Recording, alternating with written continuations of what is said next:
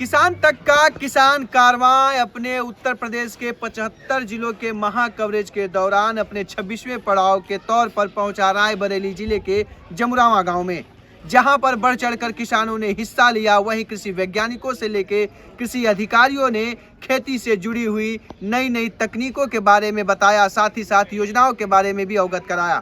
वहीं पशुपालन से जुड़े हुए भी अधिकारियों ने पशुपालन में किस तरह से नई नई योजनाएं सरकार ला रही है, इसको लेकर भी जानकारी दी। साथ ही साथ प्रगतिशील किसानों के साथ स्वयं सहायता समूह से भी जुड़े हुए जो लोग थे, उन्होंने भी अब किसानों को अपनी बातों के जरिए बताया कि कैसे खेती में करने से या स्वयं सहायता समूह से कैसे किसानों की आमदनी बढ़ सकती है।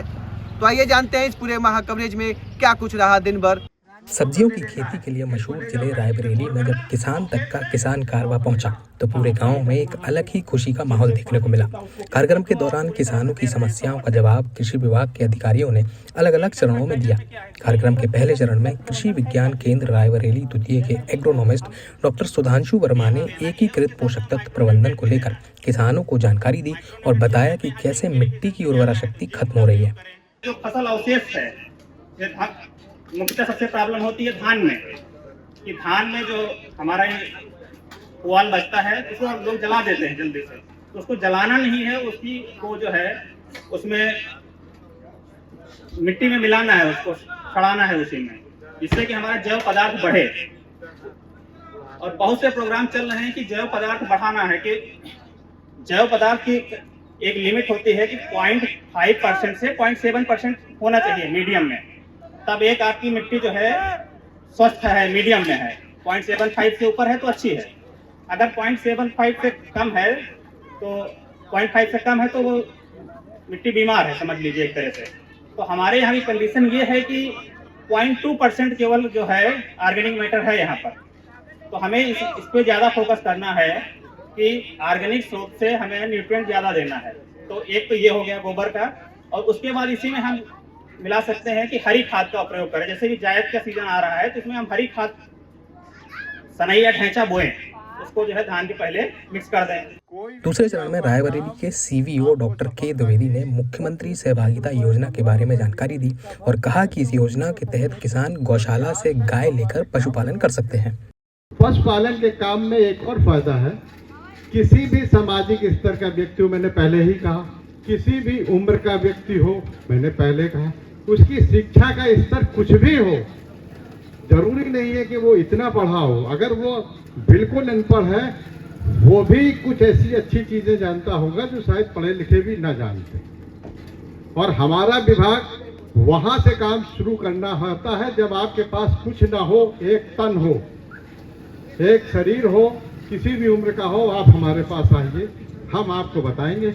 जिसके पास कुछ नहीं है वो हमारी गौशाला से 4 जानवर ले ले, 4 गौवंश हमारी गौशाला से ले ले, हम उसको, हमसे मतलब सरकार, हम व्यक्तिगत कुछ नहीं है, उसको 1500 रुपए के हिसाब से 6000 रुपए का भुगतान हर महीने करेंगे। पहले ये भुगतान बहुत लेट हुआ करता था, साल में एक बार, 6 महीने में मिला, नहीं मिला। जब से अब कंप्यूटरीकृत जमाना है, विद इन द 2 मंथ आपको पैसा मिलना शुरू हो जाता है। सरकार जो लगने वाला समय है हर जगह घटाती जा रही है। भाई जो काम 2 दिन में होता था वो 1 दिन में करो। तो जिसके पास कुछ नहीं है उसके लिए मैंने कहा, ये मुख्यमंत्री सहभागिता योजना में हमारी जो भी सरकारी गौशालाएं हैं यहाँ से ले सकते हैं। किसान कारवां के तीसरे चरण में हार्वेस्ट पल्स कंपनी की अधिकारी जेन फ्लोरिना ने अपनी कंपनी के बारे में बताया और बायो फर्टिफाइड फसलों का महत्व समझाया। आप जो फसल उगाते हैं अपने खेतों पर, उसमें जो वैरायटी का चुनाव करते हैं, बस उसमें एक हल्का सा बदलाव ले आने से ही आप अपने शरीर में जो पोषक तत्व है जिनकी ज़रूरत होती है, उनकी कमियों को आप पूरा कर सकते हैं। जैसे आयरन युक्त बाजरा के वैरायटी बहुत सारे हैं। अगर हम देखें तो बहुत सारे जिंक चावल, जिंक राइस के बहुत सारी वैरायटियां हैं जो यूपी में हो रही हैं। बहुत सारे जिंक वीट की वैरायटियां हैं जो यूपी में हो रही हैं। तो बस आपको एक बहुत ही सरल सा एक काम करना है वो है, जब आप बीज अपने खेत पर लगा रहे हैं तो बस एक छोटा सा चुनाव करना है, वो है बायो फोर्टिफाइड फसल वाले वैरायटी का चुनाव करना है। और इसको सबसे अच्छी बात तो ये है कि इसको जब आप इसका चुनाव करते हैं, जब आप इसकी खेती करते हैं, तो इसके लिए कोई अलग से आपको मेहनत करने की ज़रूरत नहीं है, इसका कोई अलग लागत नहीं है। कार्यक्रम के चौथे चरण में भारतीय उद्यान के निरीक्षक धर्मेंद्र कुमार ने मशरूम उत्पादन के साथ फलों की खेती को लेकर जानकारी दी और कहा कि किसान इसकी खेती करके अच्छी कमाई कर सकते हैं। की लागत सरकार ने 2 लाख रुपए प्रति हेक्टेयर की है और उसमें 40% की सब्सिडी यानी 80,000 रुपए की सब्सिडी किसान भाइयों को डीबीटी के माध्यम से या काइंड डीबीटी के माध्यम से किसानों को पौध उपलब्ध कराया जाता है। यहीं पर अगर किसान भाई ड्रैगन फ्रूट की खेती जो आज के समय में प्रचलित हुआ है, ड्रैगन फ्रूट आपके जनपद में 4-6 जगह पर किसान भाई शुरू किए हैं। एक आपका कदरावा में है जो राम गोपाल चंदेल हैं, एक बीरेन्द्र सिंह अहमदपुर में उधर है। तो इस तरीके से इस ड्रैगन फ्रूट की खेती से किसान भाई 1 हेक्टेयर में अधिक से मुनाफा प्राप्त कर सकते हैं।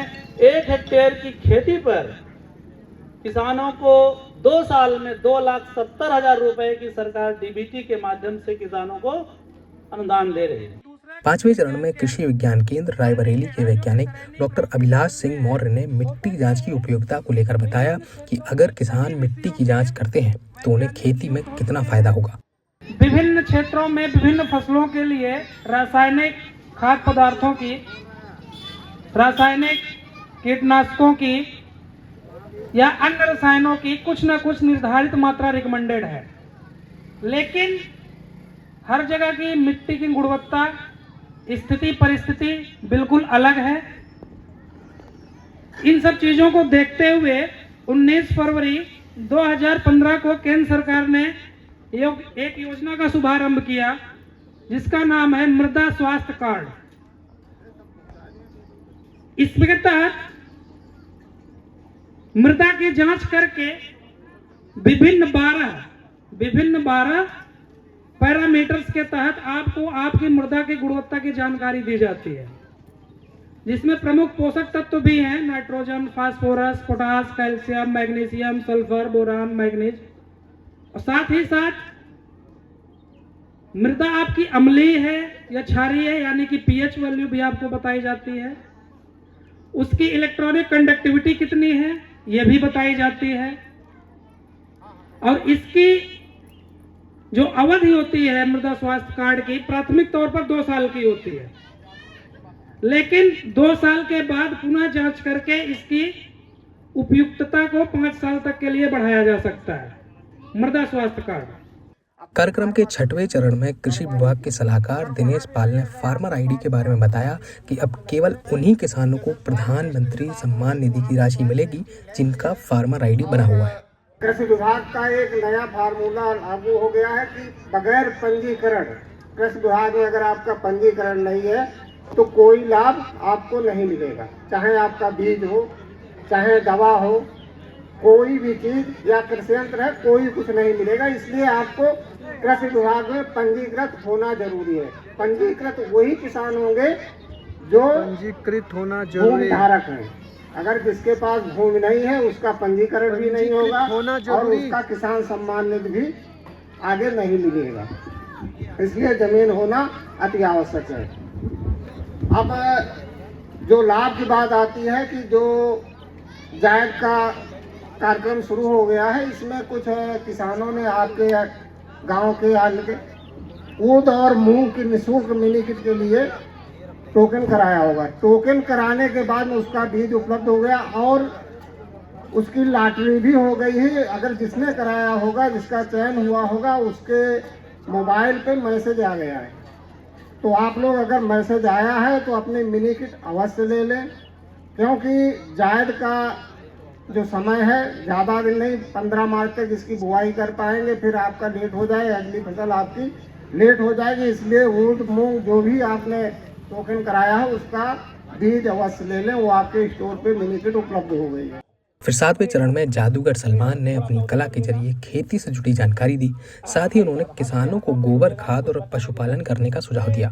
हाँ चले रहो, इधर ऐसे घूमो, इनके पीछे हाँ चले रहो, इधर घूमे रहो, चले रहो, मंगलम भगवान, हाँ चले रहो, एक हाँ दो, चले रहो, जल्दी जल्दी चले रहो, हाँ हाँ बजाओ ताली जोरदार, है ना, इधर हाँ ठीक, बस सीधा इधर खड़े हो जाओ, बस ठीक, इधर वो देख लो तुम्हारे ससुर बैठे कुंकुड़ काटे रहो, है ना, उधर सुनील भैया बहुत मुस्कुरा रहे, जानने हमारी आज भयो आई गई है ना, बहुत दिन से शादी भाई की ढूंढ रहा है, आज जाके हुई है, ठीक, इधर सीधे ऐसे खड़े हो, और तुम ऐसे सीधे खड़े होना है, जो पूछे सही बताना है, ठीक, आगे बढ़ो बिटिया, तुमसे जो पूछे ऐसे ऐसे सर हिलाना है, ठीक, तुम भी ऐसे ऐसे है ना, मैं कहीं नहीं जोर से बोलोगे नहीं, खाली सर हिला देना, लोग समझ जाएंगे।